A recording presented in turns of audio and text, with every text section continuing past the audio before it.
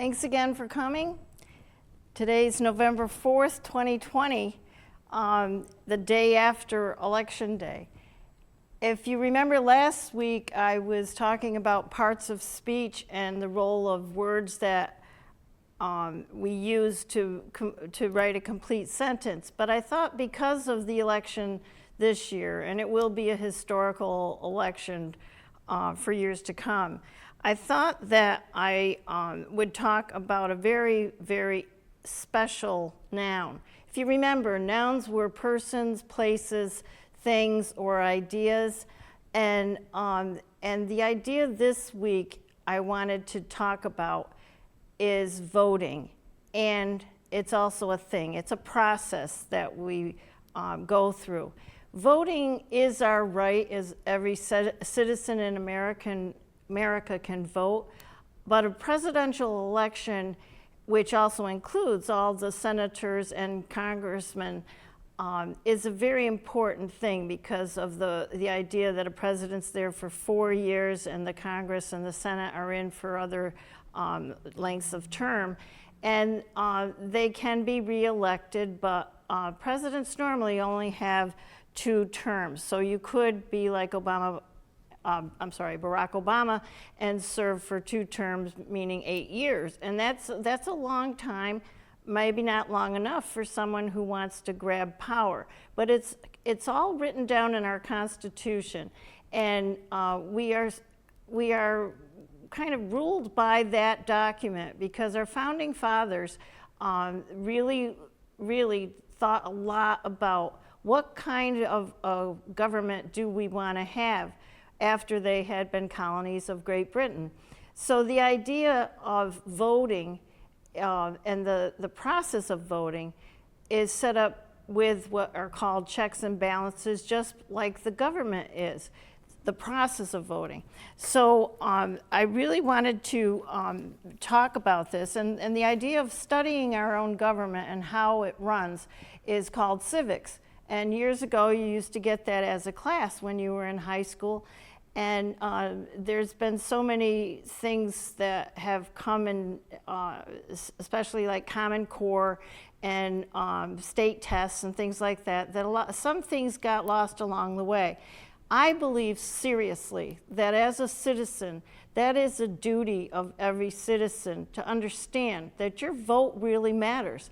And there's a reason why it matters. And it really is an obligation that it takes some time to look into the different candidates that are running, but an educated electorate that is voting is setting up their own government. Our Constitution starts with what they call the preamble to the Constitution, and it really does start with "we the people" in order to form a more perfect union, and it goes on to explain. But the uniqueness of that, where they're setting up why we're writing this document, is that we are really the only country that says we give up some of our freedom to have others govern for us.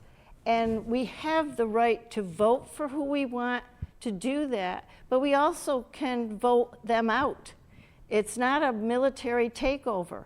You may or may not have seen on television the idea that if you don't like a certain president after 4 years or 8, you can vote them out. And there's always been a peaceful transfer of power from one president to the other. This is the way America has worked, and it's very unique. We take it for granted. But just the idea of voting, and then also the Electoral College, I really looked into it for a good week myself because I really wasn't sure how it worked. I had some idea, but I want to share that with you today so that you understand how important it is that you start the process by voting for who you want to be governing you. So let's go to the whiteboard, and I have some graphics that will help explain the whole process to you. And I do have the phone today, so if you do have any questions along the way, remember you can call. It's 664-4408.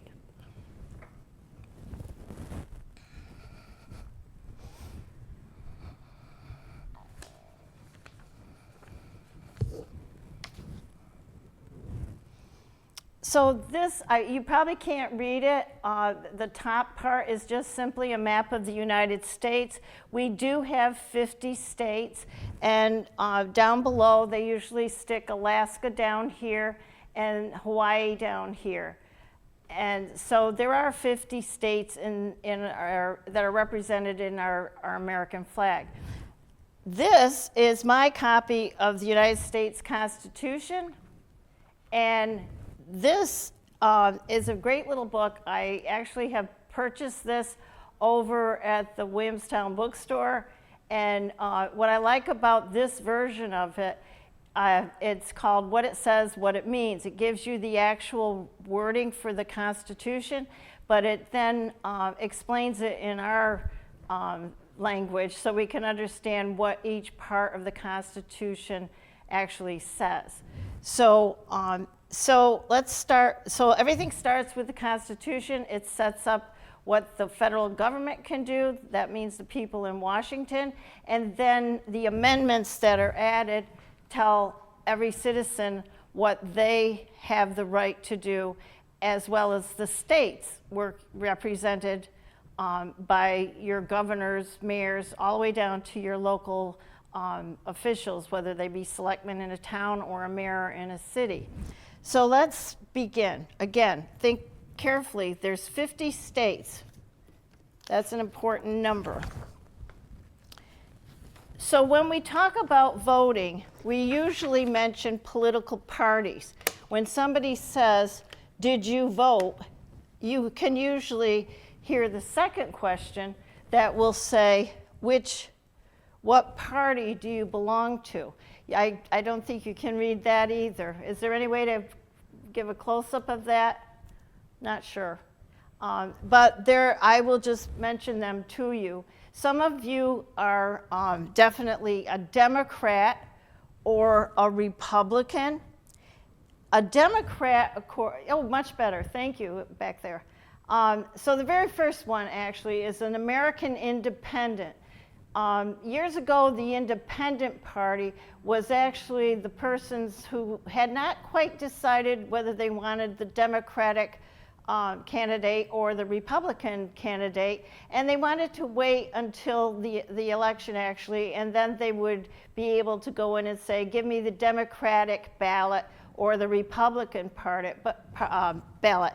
But now the American Independent Party says that we believe in liberty and justice for all under God. We want to keep America independent and safe. We'll protect the family, marriage, and work. We believe in individual responsibility and free enterprise. We must obey our Constitution and promote the Declaration of Independence principles. And their top priorities, the American Independent, is to protect the right to life and strengthen families, secure the border and enforce immigration laws, to balance the state budget. And then on this particular handout, which was in 2010, I believe, and it also worked with the census, and we'll talk a little bit about why that's important too. At that time, there were 397,000 members that registered to vote and said they were in the Independent Party. The next one on this handout, it says it's the Democratic Party. Democrats believe the role of government is to provide quality education for all citizens, protect their rights, including a woman's right to choose, and ensure a stable, prosperous, safe nation with a strong, expanding economy benefiting all Americans. Their top priorities are to expand jobs through economic reinvestment, to improve access to affordable health care, to end the wars in Iraq and Afghanistan, and they have 7,553,000 members as of that particular time. The next one down, we've had a few Green Party members on our ballots, and over the years, sometimes when there's a strong Democratic and Republican contest, the Green Party has somehow skewed up the ability to reach that 270 in the Electoral College, and I'll talk about the Electoral College too. But the Green Party, I always think of them as the ones that are for the environment. That's their main concern. So it does say other concerns here. Greens stand for peace, social and economic justice, nonviolence, grassroots democracy, a respect for diversity, women's rights, and protection of the environment. And I would say that's where they get their green label for, because they believe in green energy and things like that too. Greens advocate valued practices that protect the planet, its people, and promote peace. So their top priorities are living wages, health care, education for all, clean energy, and environment. So you understand, they don't like plants that are say, burning coal and sending pollutants into the air, that kind of thing. They also believe in election reform and accountability. Their numbers are, in 2010, were 113,000 members. The next one is the Libertarian Party. I've always kind of, simplified the Libertarian Party as being the ones that say, small government, I don't want anybody telling me what to do. I'm an adult, I can take care of myself. If I take care of myself and live by my rules, and everybody else does the same, then everybody will get along just fine. I don't need some heavy, strong government telling me how fast I can drive my car, whether I can smoke pot or not, and things like that. We do have 3 libertarians in our legislative branch of our government, and so sometimes they get elected. The Libertarian Party is your best choice for reasonable government. That's their term for very little government. If you're socially tolerant and physically responsible, you're a libertarian. You, not the government, should decide how to run your life. Let me see here. Or your checkbook, or your education, and your family. So their top priorities are to increase individual liberty and responsibility. Don't pass a lot of laws that constrict what I can do. They want to shrink government and reduce taxes. They want to liberate education, commerce, and personal choices. So they're the, I guess they'd be maybe the most radical against government as a rule that isn't going to help them in particular. There is a Peace and Freedom Party. You may not have heard of it. I haven't seen a lot of those. They crop up every once in a while, especially if there are soldiers overseas. This one says we stand for equal rights and a good standard of living for everyone. We want to protect our earth, promote peace, and defend our rights. Let's practice democracy and cooperation. We can use our country's wealth to make life better for everyone. Top priorities for this party is to bring all the troops home now. They're against war of any kind. Provide good jobs at higher pay, and then also tax the rich to give health care, housing, and education opportunities. And then we have the last one, which is the most common with the Democratic Party, I would say, and that's the Republican Party. Okay, so the Republican Party is committed to improving our quality of life in every part, and this is from California, but in every part of the United States. We are working to achieve this by creating jobs, improving schools, keeping communities safe, and improving the state's health care and environment. Their priorities are to promote an economy that creates new jobs. I think the difference between the Republican and Democrat, oversimplified, would be that they are the ones that support the business owners who then can have businesses that hire people, and they often talk about their idea for the economy is if you support the owners of businesses, then the trickle-down economy that they would be able to create, if they're making money, a business owner with character makes sure that their employees are given fair wages, that they are then taking care of their families and their children, and it's supposed to go where if money's being made, it trickles down to the very lower workers. Sometimes it works, sometimes it doesn't. Ronald Reagan was a very a role model for the Republican that believes if you support the economy, then you'll be able to do things for the workers. The Democrats, however, are usually saying that they want everyone to have all sorts of programs that the federal government pays for, that keeps people healthy, keeps children educated, and they believe it's the job of the federal government. So a lot of this is whether you have a big government or smaller government. So the Republicans are saying smaller government, let the people who are running things decide for themselves in their businesses what the community that they're in gives to the lesser, the less fortunate in their communities. That's sort of, and I'm oversimplifying, I know.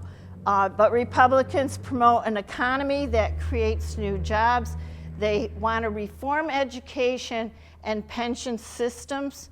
I always think, and I'm not trying to be one way or the other, but Republicans, the economy is so important to them because they think a strong economy is going to fix what's wrong. They also want to protect taxpayers and force government to be accountable. So they all sound very promising, but they all do have various little quirks that are different. And one word on the different parties, George Washington, I believe it was, and then again Eisenhower said that political parties would destroy America, and you can see how that could happen because when you have the Republicans on one side and the Democrats on the other, we used to be able to come together in the center somewhere and come up with a compromise. But we have gotten what is called very polarized by now, and it's, right is extreme right and left is extreme left. So nobody seems to, not very few in Washington seem to be able to come to the center and get a lot done. So there's a problem with that. So, so the main thing today is we're going to talk about voting. And this is yeah, great. Thank you, those in the control booth. You're really helping me out here. So how to become president of the United States. Not everybody can run for president. And this also tells you who can run for president, but how the process works. So at the very beginning, you can start, and this is like this is the process. At the very beginning, the US Constitution sets up the requirements for a presidential candidate. You have to be a natural-born citizen. That means you have to be born in the United States. There was all this talk from President Trump when he was not president, when Barack Obama was president for 8 years, and you may have heard about what his contention was, that Barack Obama was not born in the United States. Well, he was. He was born in Hawaii, not Ohio, Hawaii. And his mother was a citizen, and no problem, really. But that's one of the things. You have to be born in the United States. You have to be at least 35 years old. You also have to be a U.S. resident for 14 years. So if you were a citizen and you moved to I don't know, London or something, and you were out of the country for 15 years, you could not run until you had come back and worked, had lived in the United States for 14 years. So those are the 3 requirements of anyone who wants to be president. The next thing is, if you're a candidate, you have to campaign, which means that you're out, you're letting people know you want to run for office, and all 50 states are not the same. Some hold primaries and some hold caucuses. So there's 2 different terms. We'll talk more about those in class, but they're a way of picking which person is going to end up being opposite which other person. In the last election, there were like 5 candidates, as I recall. A Republican, a Democrat, a Green Party, a Libertarian, and an Independent Party candidate. So on any ballot, you might see that many candidates in a primary ballot and or on the official ballot that we saw on the 3rd. So after you're in a primary or a caucus, you then are elected by your party, and the 2 parties have, I'll just stick with Democratic and Republican conventions. You have a national convention where all the people in all the states who are, say, in the Republican convention or the Democratic convention, all of those party members, they pick delegates who go to the convention. And I'll just put this out there so you understand. At the national convention, they show approval for the particular candidate that was elected during the primary or the caucus. And then, but at that time, there's a lot of speeches and a lot of things are done. And at that time, Electoral College delegates are chosen by the different states. And that's when the Electoral College people are chosen at the national conventions. This year was a little different, if you recall, because there were virtual conventions on television. I think if you remember that they were almost more like I don't even know what to call it, entertainment shows for the Democrats. You had singers on, you had different celebrities that were also supporting Biden and things like that, and the same for Trump. His took a different approach, but things were very different this year. In the past, you would go to a big hall, the delegates would be partying and having all sorts of, flags, vote Republican, vote Democrat, that sort of thing. It's a big deal in the political world to go to the convention.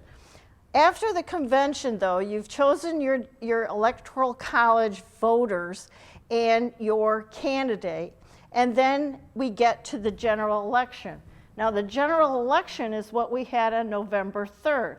If you did, and again, that was different this year, you could have sent for a mail-in ballot, and then they sent it to your house to prove that you were the person that asked for it. It came to your house, you filled it out in your living room when it came, and then you had some options. You could keep it and bring it to your town or your city on the 3rd, or you could have brought it to a drop box, and that's what I did. I live in Clarksville. My husband and I filled ours out, and we brought it to our town hall and dropped it in the box, and it was kept there.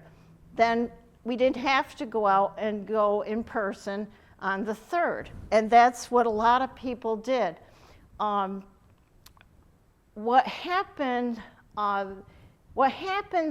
What's been happening this year is something that's not on the chart, but it's something that has happened in almost every election we've ever had for presidents, and it's called voter suppression. Voter suppression is a really bad thing because whoever is causing a problem for the vote to be cast for an election. Each citizen, like I say, in the Constitution gets the right to vote for who we want to govern us, from the president to the Congress to the Senate, and down through our state governments. We have that right, and anyone who stops us, there's a law in the Constitution, an article in the Constitution that says you are not allowed to do that. And some people have tried to get people to interrupt that right to vote because they were of the wrong skin color, they thought, or they were women. Women didn't get to vote at all until 1920 because they thought it would be too confusing for our minds and we might swoon or something because it was too hard to figure out who the best person was.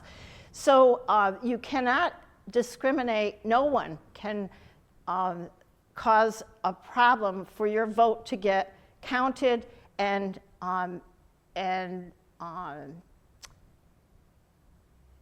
recorded for an election, because of your race, your religion, your sex, your sexual orientation.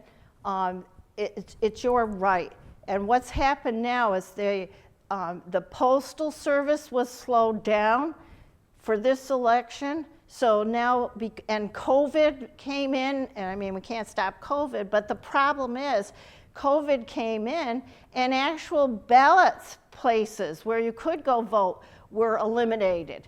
So when people turned to the mail-in voting as a possible solution, there was repression there too, because if the Postal Service is slowed down, the idea is that the ballot won't be postmarked on a date that goes along with the state's rules on how to vote. Some states also made certain hours where you only could vote in certain times in a day, and people who are working people really can't work maybe and get to the polls until the poll closes. So there's all ways to stop votes from being cast by certain people, by the people who try to stop it, and that's called voter suppression, and that's totally illegal. So we want to, just remind people, this happens every election, but we've got to fight against it. So after the general election, today I'm going to talk about the very last step. Your vote, and some people will have said to me, well, my vote doesn't count anyway. I understand there's something called the Electoral College, and there is an Electoral College. But your vote definitely has to happen, or there is no vote that represents you or your state in the Electoral College. Now I'll show you a bigger map here. But I also want to talk to you about a few things that can go wrong. At this point right now in time, we are counting the votes, both the votes that came in person and the votes that were mailed in. And when you think about who would be mailing in votes normally, not because of COVID, we have military people that are stationed in other countries that always vote by mail. We have absentee ballots for people who weren't going to be in their state where they live during an election year. Maybe they were traveling or something. That's been legal. You can mail in votes. This is nothing new. So right now, it's not going to be, hopefully we'll be able to have some sense of who wins the election that was voted on in the general election yesterday. But it's going to take some time. And it is a problem. When you hear there's missing ballots, well, you have to ask yourself, why are there missing ballots? And not get crazy about it and say, oh, somebody did this or that. It's just there's a lot more ballots. The other issue is this year, a lot more people voted than have ever voted before because they knew this was a very important election. So it's just going to need to take patience. The people that are counting, we have to trust the people that are counting, and just be calm about it and understand what's happening as far as counting the ballots. let me go into what the Electoral College is.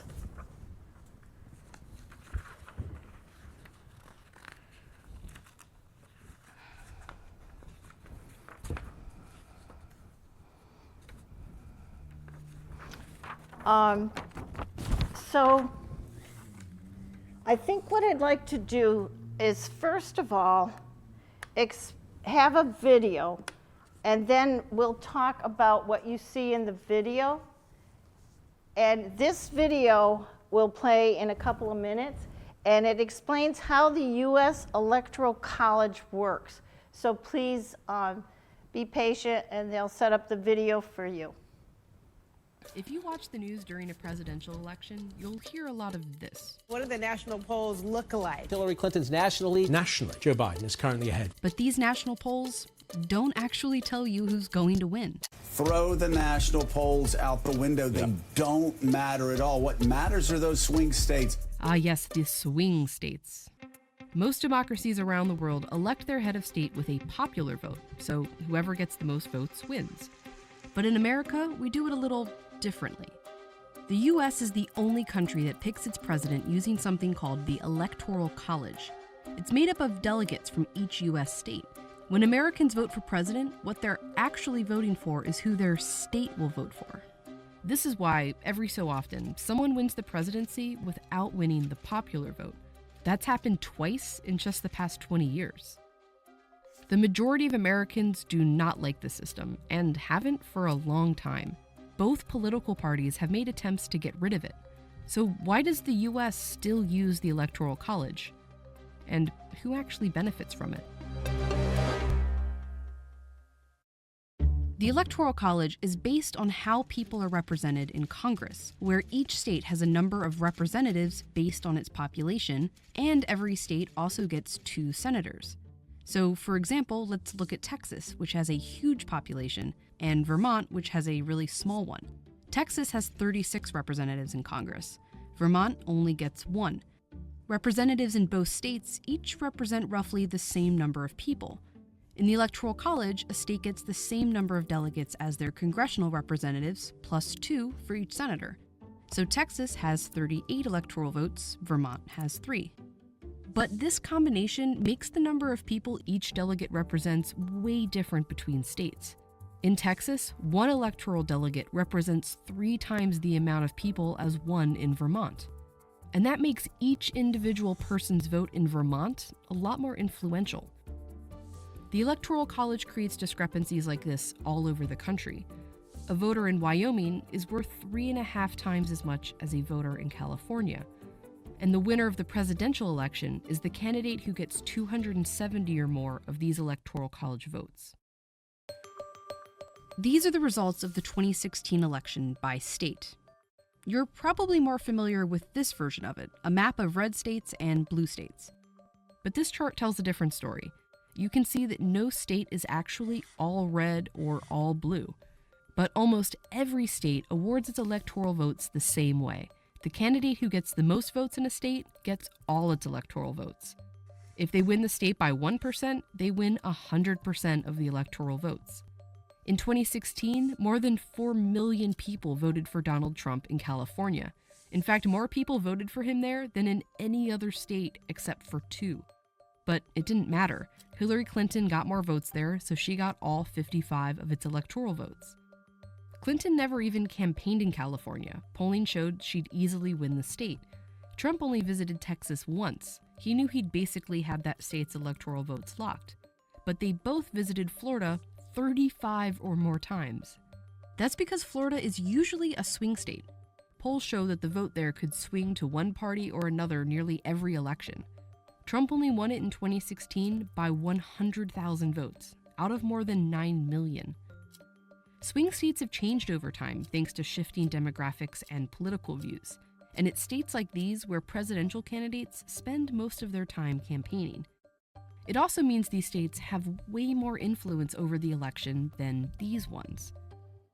A study found that voters in Michigan had 51 times the amount of influence on the 2016 election as someone from a state like Utah. Voters in states like California or Missouri mattered very little. Swing states are where the election actually takes place. They get the attention and the influence, and they only exist because of the Electoral College. It doesn't seem very fair, but the Electoral College has always shifted power away from some people and towards others. It was how it was designed. Back when there were just a few states, not 50, they had to get all the states to agree on the Constitution. One problem. The northern states, which were largely anti-slavery, wanted only free people to count in the population towards electoral votes, which they had more of. The pro-slavery southern states were worried that they would be constantly outvoted and wanted enslaved people to count in determining the population. As a compromise, they settled on something called the 3/5 Clause. It established that an enslaved person would only count as 3/5 of a person.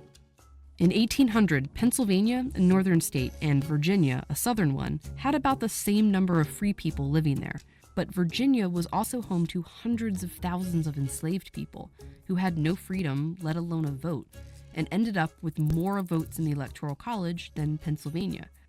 That year, those extra electoral votes gave the candidate from Virginia just enough to win. Even after the U.S. finally abolished slavery and eventually gave Black Americans the right to vote, white Southern leaders found ways to keep them from voting, like with discriminating laws like poll taxes and acts of violence. This meant they continued to have overrepresentation in the Electoral College on behalf of a large population that couldn't vote. The first time Congress attempted to replace the Electoral College with a simple popular vote was back in 1816. But senators from southern states blocked it, saying it would be deeply injurious to them. In 1969, Congress came even closer. Replacing the Electoral College had support in both parties, and even passed the House, but it was blocked again by southern senators. A senator from Alabama wrote, "The Electoral College is one of the South's few remaining political safeguards. Let's keep it. Why change a system that historically had, and still was, benefiting white Southerners?" Today, the states that the Electoral College benefits have changed, but it's still making some voters more powerful than others. If we look at the states with a lot of electoral votes for not a lot of people, and the states with a little electoral votes for a lot of people, these states are a lot wider and less diverse than the rest of America. And many of these states are Republican strongholds. These tend to vote Democratic. That's one reason the two most recent Republican presidents have won the Electoral College without winning the popular vote. And since it's currently Democrats that are primarily disadvantaged by the Electoral College, they're the ones leading the charge to replace it with a popular vote. Get rid of the Electoral College and everybody. But as politics have changed, the people most critical of the Electoral College have too. In the 1948 presidential election, New York ended up being the major swing state. A congressman from Texas said, "I have no objection to the Negro in Harlem voting, but I do resent the fact that his vote is worth 100 times as much as the vote of a white man in Texas." Swing states change. What doesn't is that the Electoral College gives certain people more power to pick the president. And its biggest defenders have always been those who benefit the most from it.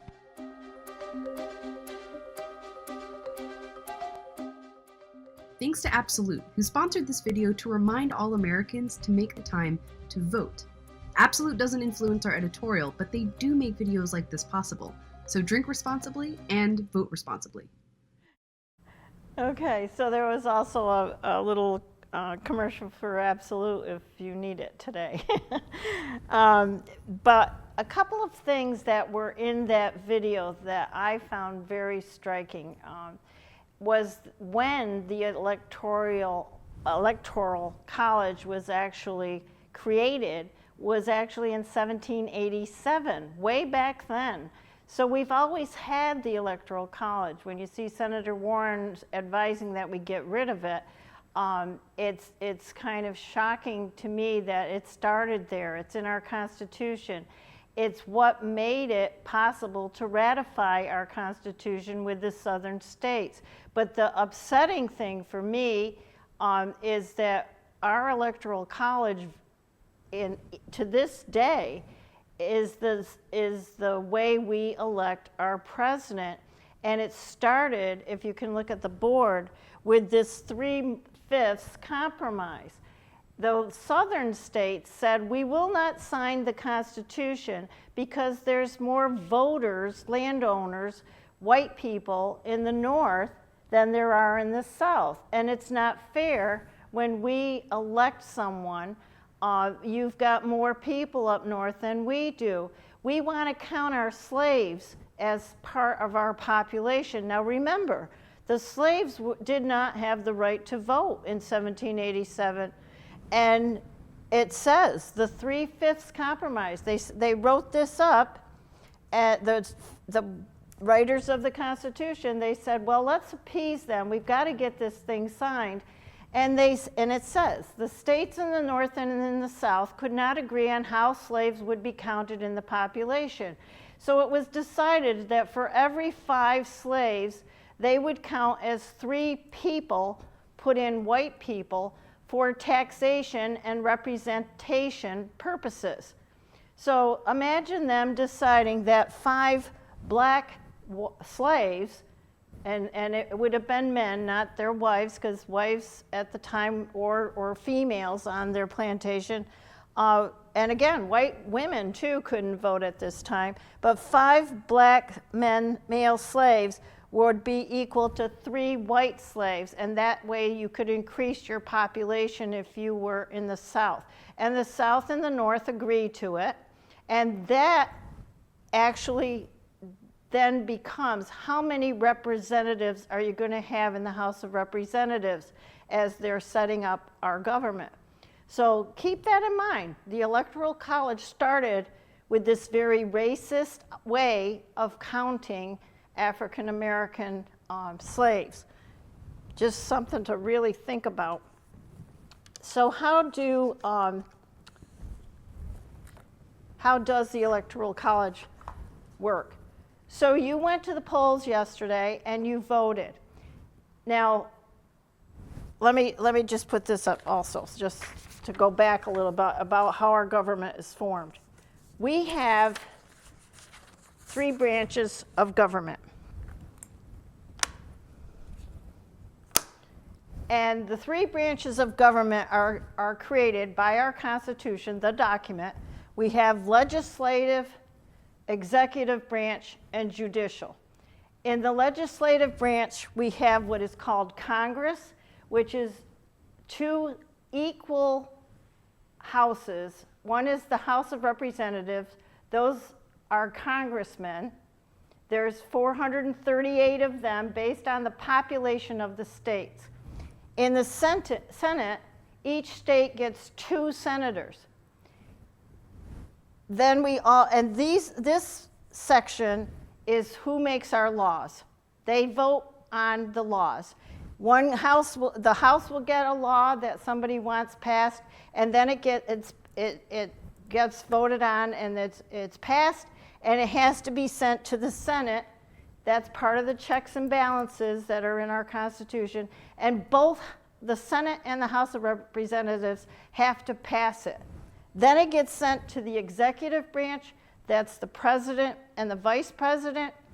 And if there's a problem, if the president vetoes it, it gets sent back to Congress, and they can make it a law if they both still want that law passed.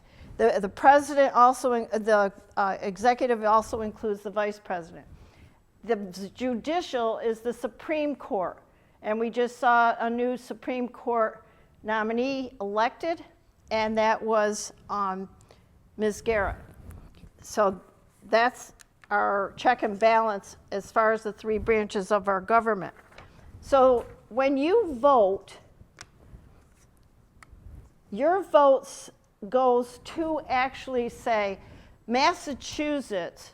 I believe Biden won the election in Massachusetts. In Massachusetts, we have 11 electoral voters. And in the whole of Congress are 538 congresswomen and men. I'm sorry, 430, wait a minute. Yes, 538 altogether electors. 100 come from the Senate, 435 are in Congress. That's what that's why I'm going off. There's 435 representatives in Congress, 100 in the Senate. Make that correction, please. And then there's 3 from Washington, D.C., and that gives us a total of 538. When you, as a voter, go in and vote in Massachusetts,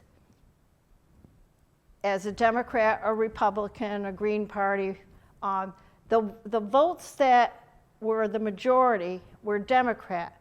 So the electors for Massachusetts, we get 11 electors. They're going to vote 11 votes for Biden. Because there are 538 votes that, with all the electors from all the different states, they are then going, the winner has to get over half of that. And you'll see where either Biden or Trump has to get 270. And let me show you another chart I have.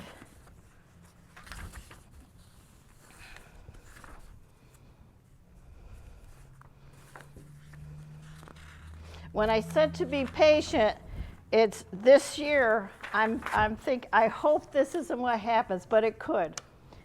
This is a map of the United States, and it kind of shows that if you could zoom in on the map. The Massachusetts is up here, and there's our 11 electoral votes. We get 2 senators. We get counted 2 for the Senate. Each state gets 2 because each state has 2 senators. Now imagine what would happen, because they're still counting votes. What if there was a tie? And this is possible. If you see, if the number, if both sides get 269, that would come to the 538. What happens if there's a tie? So the idea is, your vote helped Massachusetts turn blue, said we want Biden because he's the Democrat. The red states are the Republican states. This could happen. I'm hoping it doesn't. Where's Wisconsin? I heard that Biden won Wisconsin, but we'll see. But this is a possibility. It's never happened before, as far as I know. But if both sides are a tie, then it goes to the Congress to decide. And if they can't decide, then what happens, right? So the problem is usually the swing states are so important. Those swing states are the ones that if you saw anything on television where Biden and Trump were visiting other places all over the country, but certain states, they're called swing states, they're the ones with the most electoral votes. And they count because they're the states pretty much down through the middle of the country that have sometimes voted Democrat and sometimes voted Republican. So it's a very tricky balance as to which state to go and plead with for their vote. So you can see it seems like a simple thing when you go and place your ballot, but if you didn't go and place your ballot, your state could become a Republican or a Democrat state or a Green state. And when I mentioned about a Green Party, there was an election where a Ralph Nader was a person who was a Green Party member, and he took votes away from the Democrat and Republican candidate, and neither one of them, I think at the time, were reaching that 270. There has to be a majority for them to win the election. And I think who won that one? I can't remember, but it was really, they gave him a hard time after, because they said he stole the election from the one that was the favorite one in Massachusetts anyway. So a couple of things. Remember what the Electoral college is, your vote does count, but your vote isn't straight to the election. It's your vote becomes something that the Electoral College, I'll just use Massachusetts, there's 11 electoral votes from Massachusetts. They have to be, they're required to be a member of a party. At the convention, they're chosen, either Democrat or Republicans are waiting in the wings, and they're supposed to sign a waiver, not a waiver, but a promise that they will vote according to the popular vote. What's happened the last 3 elections with Al Gore, Hillary Clinton, who else? Let me think. Oh, Donald Trump. The popular vote did not elect the president. It went to the Electoral College, and that is what elected the president. So things can go awry when we're talking about the Electoral College. So I'm not sure whether it's a good idea or a bad idea. It seemed like a good idea for the founding fathers because they said it gives smaller states the same level of representation. But on the other hand, it just it seems very strange now that someone could win the popular vote and yet not win the election. So things to think about. But if you don't vote at all, you haven't helped your democratic republic that we've based our democracy on. So lot to think about. But remember, while they're counting those votes, if you check today on your cell phones or TVs, you'll notice that it has a lot to do with that 270. And if neither one of them gets 270 or above, it's going to get sent to Congress, which is a whole other wait and see. The other thing I'd like to say is that we don't change presidents, if there is a change this time, until January. So we've got a lot of months of things that are going to be kind of chaotic, I would say, because there's some threats to take it even to the Supreme Court to decide who's going to be the president. So this is a very historic election, and it's good to know how it's done, I think.